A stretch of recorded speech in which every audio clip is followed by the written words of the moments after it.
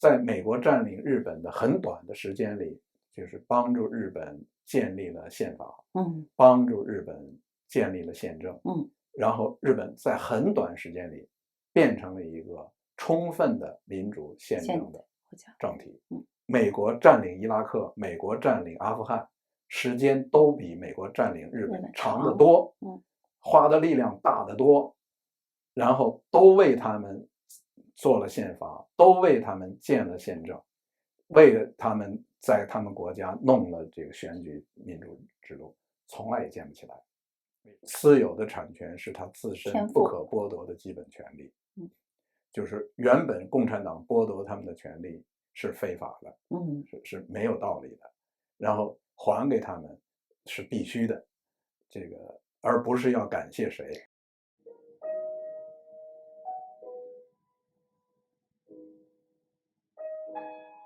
我这么听您说的时候，我就觉得几个感受，一个是特别激动，想等着您这本书出来哈，因为太需要理论指导了。理论其实学术的理论尤其您在解决方法论问题，其实它解决的是我们看待问题的思维框架，就是思维方式。这思维方式可以找到真问题。然后还有当然大家普通人很期待做预测。因为在黑暗的等待或者叫躺平或者叫什么比命的过程中间，尤其你跟一个集权制度比命的时候，人是容易非常没有方向感的。所以我刚才听您这个说的时候，我觉得又好像找到了一些希望，但是又要请您预测。比如说如果这么说，这个极权主义它其实我听懂了，因为您刚才说的是基因特别好。基因它不是英文，我当时在想什么 elements 什么 factors 都不是，它既不是元素也不是因素。基因您放在生命科学的角度上，就是它是带的，骨子里带的，但是生活的环境可能运气还有这个突变的一些外在条件和内在的什么偶然性它又会产生变化。对，如果要这样的模型来解释的话，中共的这个集权体制它现在什么阶段？它怎么到今天了？我们先解决这个它的基因土壤的问题嘛。对，是这样。这个这个概念呢是一个普遍概念。普遍概念意思就是我不是专门为了讨论极权主义发明的。就是这是一个就是我自己认为呢，就是如同这个路径依赖理论是个普遍理论，这个就是路径依赖理论的第二步，或者叫做第二个版本嘛。它就是所以呢，就是当我们讨论民主制度，讨论宪政的时候，他们都需要他们的制度基因。就是当我们讨论民主转型的时候，我们必须要关心的就是你有没有民主转型的那些制度基因。就是当你没有民主转型所需要的制度基因的时候，无论你做什么，那事儿弄不成。那么我举个例子，就是离开中国，因为离开中国有些例子很容易让人一下就觉得能帮助看清楚。第一个例子就是这个战后就第二次世界大战战后，美国这个占领日本，然后在美国占领日本的很短的时间里，就是帮助日本建立了宪法，帮助日本建立了宪政，然后日本在很短时间里变成了一个充分的民主宪政的政体。例子呢，第一个例子。第二个例子，美国占领伊拉克，美国占领阿富汗，时间都比美国占领日本长得多，花的力量大得多，然后都为他们做了宪法，都为他们建了宪政，为了他们在他们国家弄了这个选举民主制度，从来也建不起来。为什么？那就是因为日本早在明治维新时期，早在这个大正民主时期，这个民主宪政的制度基因已经在日本在那儿了。当然这个问题还再往回追，那为什么明治维新它能弄得成？那明治维新能弄得成，是因为那个时候就是明治维新之前的这个日本的制度，就是那个幕府制度，那个是个封建制度。封建制度呢，它的制度就是它的制度基因呢，很多的基本特点跟英国光荣革命之前是高度相似的。最相似的部分是什么呢？就是它的权力是分散的，因为它是封建领主分别有自己的权利，然后它作为国家的权利靠的是这些封建贵族形成的政治联盟。而政治联盟本身就是形成议会的制度基因。就是你最早的议会，你不是全民选举的。实际上，这个英国、美国的全民选举都是很晚才有的。这个真正的这个第一步的形成的宪政就是精英政治，关键就是精英有没有权利。就是如果你只有皇帝才有权利，那你弄宪政是弄不出来的。这就是为什么中国弄不出来，而日本能弄出来。日本能弄出来的原因是因为它权力本来就在那些贵族手里，它只不过换了一个法儿，就是原来这些贵族是形成这个老式的封建的政治联盟来统治，后来他的政治联盟换一个词儿叫议会，然后议会里边用了个选举的法儿，那么这个对他来说，这个改变是 at the margin， 就是相对小的改变，就是说你需要的只是它的基因的变化，而不是要注入一个新基因进去。你在中国，你想搞宪政，你得有完全新的基因的取代它，弄不出来的。而他那个就是原来就有这东西，改一改就好了。所以一群信这个，他们管这个西学叫兰学，就是兰是指的荷兰。日本人最早这个从学的西方东西是从荷兰学的，就是信兰学的这帮贵族，就是发动这个政变。其实所谓的明治维新就是政变了，就是发动政变的，就是信兰学的一帮贵族。那么找了这个天皇，啥权利也没有，跟天皇说，咱们你把你的旗号给我们用了，然后我们就拿你的旗号这个改变了。改变完了以后，我们说这个权利归你了，实际上权利是我们的，你干不干？干了，因为这个本来这个天皇啥权利也没有，这下变得有些权利了嘛，所以那你这个他就弄成了。那你在中国弄，你说要弄这个，无论是戊戌变法还是庚子变法，你要真让皇帝把权力让出来，让给议会，权力当然皇帝当然不干了，你说什么好话他也不干。这个，所以他一定最后不得已干的时候就是庚子变法，那他一定想方设法给你捣乱，就是这，因为他有权利啊，他没权利他捣不了乱，他有权利他为什么不捣乱呢？所以同样的事儿在这个俄国就是这个俄国的君主立宪是产生在这个1905年，也学的日本。中国的这个君主立宪实质上走了那一步是这个1906年。就是所谓的庚子变法，就或者清末变法，都是这个学的日本。那么都学不成，学不成的原因就是他原来他没这个制度基因，就是我的这个分析方法，就我的语言。那好，回到中国来，就是刚才当然已经很快的提了一下中国的过去。那么讲到中国的今天，那么下边就是中国的民主转型，中国有没有那个制度基因？那我现在呢，就简单的就是概要一下，就是向民主宪政转型，你需要的制度基因是什么？这个需要制度基因的第一点就是私有产权，而这个私有产权必须是非常广泛的、非常大量的，必须是就是这个社会的产权的主体是在个人手里，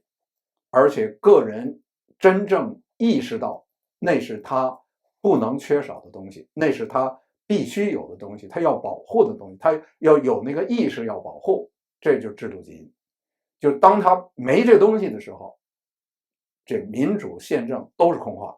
就是没有私有产权的地方是推动不出来民主宪政的，他必须得要有，而且不但是有，他得是很重，就是这个人真信这个了，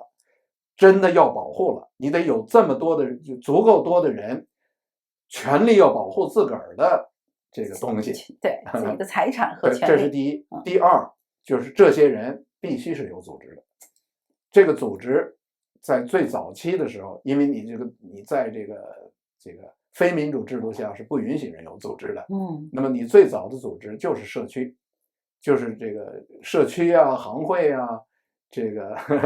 这个商会啊，就这些东西，而这些东西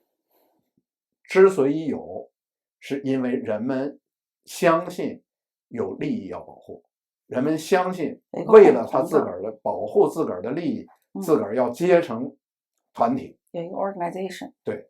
这两个就是这个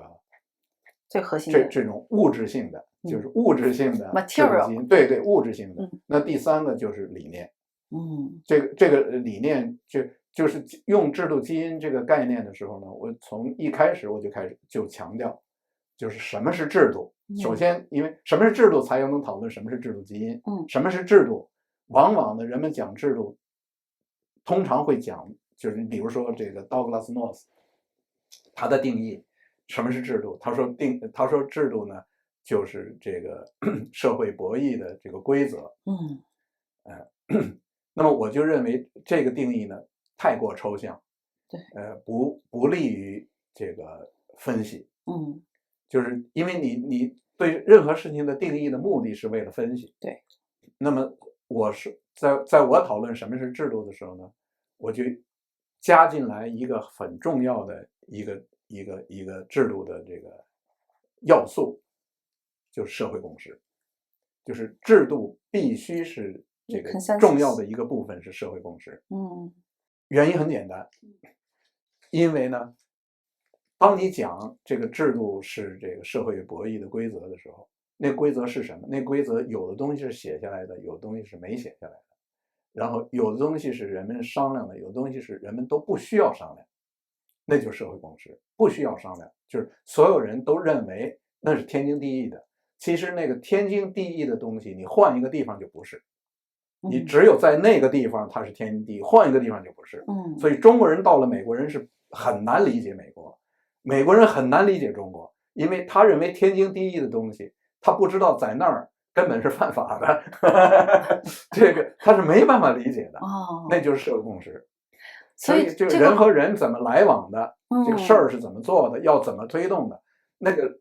这个潜意识里边的最重要的能把人集在一块儿的是大伙儿的共识。所以这个共识它是英语里就叫什么那个是social context， 又比这个要广泛的多，就是它在这个特定的社会环境下面，大家明文的没有明文的，不断执行的，天经地义的，觉得很自然的东西，它又有文化的和制度的和政治的和经济的，又比这更微妙，是吧？对，它就是通常人们会说这是文化。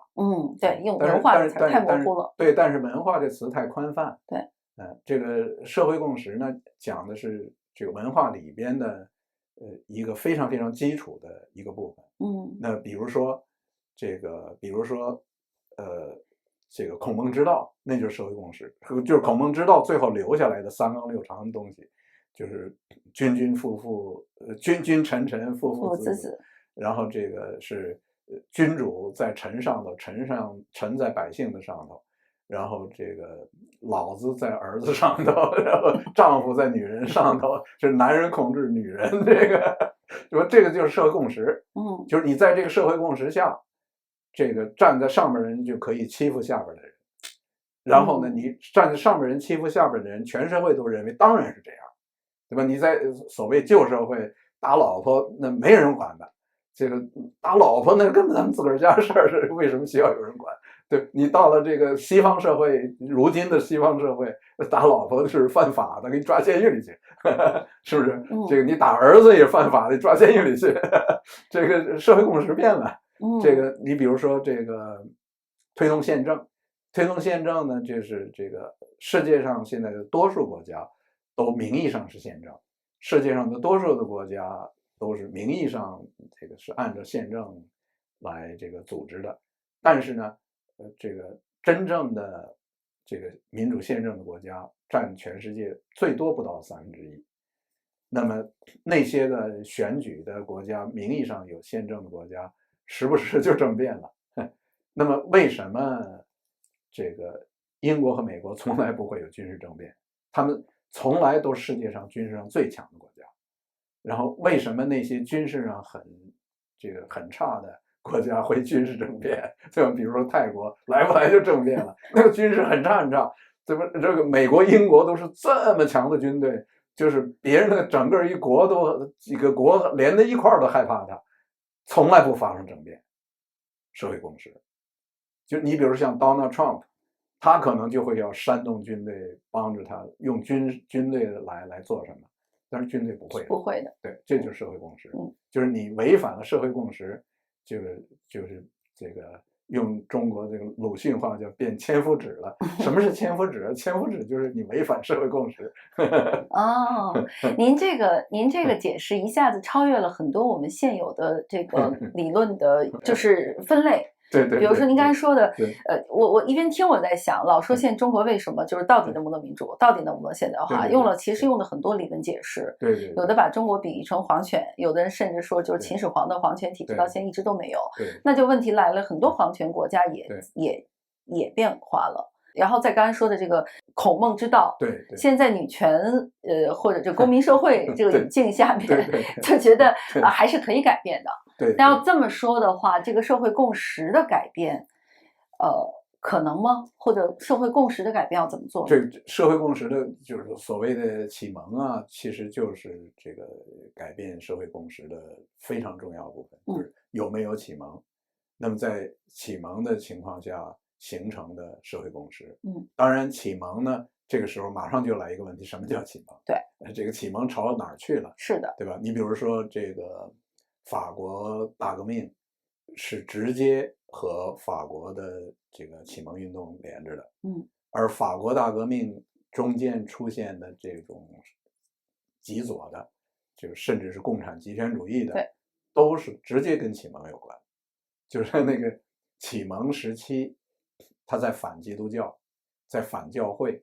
然后走得非常极端，然后就把这个，然后要推动这个大革命的这个要推动平等，然后你平等推到了极端，要消灭私有财产。对，启蒙是什么思想引进来？就是这个实际上呢，也就是关系到了，你的社会基因，就是制度基因。这个制度基因的意思就是说，你原来你这儿的这个民众，他更容易受什么影响？您这个把思路全打开了。您看，你已经从欧洲到亚洲，比较案例是非常清楚的。美国花了那么大的力气在改造伊拉克，但是最后撤出海湾，对吧？对，其实是放弃。对，就是实际上就是指导美国人在伊拉克做事儿的那群人是不懂得制度基因这个道理。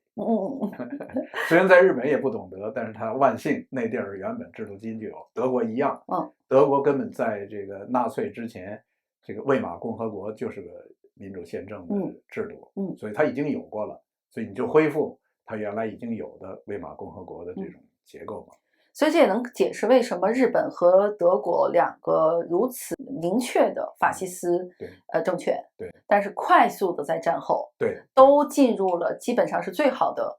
民主和这个议会制的国家。然后不管是从社会的教育水平、国民的教育水平，还有市场经济和国力的综合提升，快速。有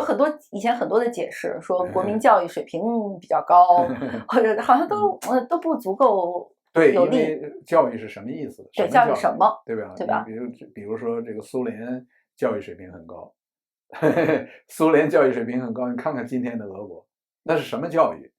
俄共面对的那个俄国，它也是农民和贵族的这个关系，但是中国的贵族和中国没有贵族，但是俄罗斯的那个当时的沙俄还是有贵族的，还是有知识分子的。它是这样，它的贵族很弱，中国是没贵族，那个俄国呢是贵族很弱，还有一点呢就是这个启蒙运动啊，对俄国是有相当影响的。启蒙运动对中国毫无影响，中国根本不，中国这个关于启蒙运动这词儿都是五四运动那个时候才有的，根本都不知道，就中国人根本不知道，没受它影响。但是那个启蒙运动，至少是从法国启蒙运动开始，俄国就受了影响，就是俄国当时的这个俄国的那个女皇，直接和他们法国启蒙运动的大百科全书派都是有紧密关系的，就是甚至是资助过法国的大百科全书派，甚至他们都向女皇提出来过，要在俄国做实验的，然后这个他们就是他受这个影响，才有后来的这些变化。那么包括马克思主义进入俄国，都是和这个启蒙运动相关的。那中国的中共的这个极权主义，它到底怎么形成的？它就是在这个思维框架下。那如果你刚才像您说的，民主它需要有3个重要条件，私有产权，有组织的社区，还有关键的理念。对，那条应该更确切的讲就是公民社会。公民社会，对，所谓公民社会，实际上是公民自我组织。对，您刚才说的时候，我脑子里想的是公民社会这个词儿。所以呢，这么说，中国过去几十年，我们反复在讲建设公民社会。要按您这个理论来说的话，其实也是属于沙丘上建房子。是这样，就是中国呢和这个苏联解体之前的共产党世界相比，中国呢有2个大的优点，就从制度基因的角度看，第一个大的优点呢就是中国有这么多私有企业，然后中国的城市居民普遍有私有住房，但是呢，就是中国的这个私有制呢是非常不稳固的，因为所有的土地都不是私人拥有。所有的银行都不是私人拥有，还有呢，就是还有多数的中国人呢，是感谢邓小平，而没有意识到私有的产权是他自身不可剥夺的基本权利。就是原本共产党剥夺他们的权利是非法的，是没有道理的，然后还给他们是必须的，这个而不是要感谢谁。就是没有谁需要感谢的，这是人本来就需要，人本来就天经地义的应该有自己的财产。那么这个呢，其实就是一个就是理念了，就是社会共识了，就是有没有这个社会共识。这个社会共识在中国呢，逐渐开始形成在相对比较少的人数里，那么就需要这个人数要扩大，就越来越多的人要认识到这个最基本的观念。认识到自己的利益所在，就是当人们不知道自己的利益的时候，那么民主和宪政永远不会有。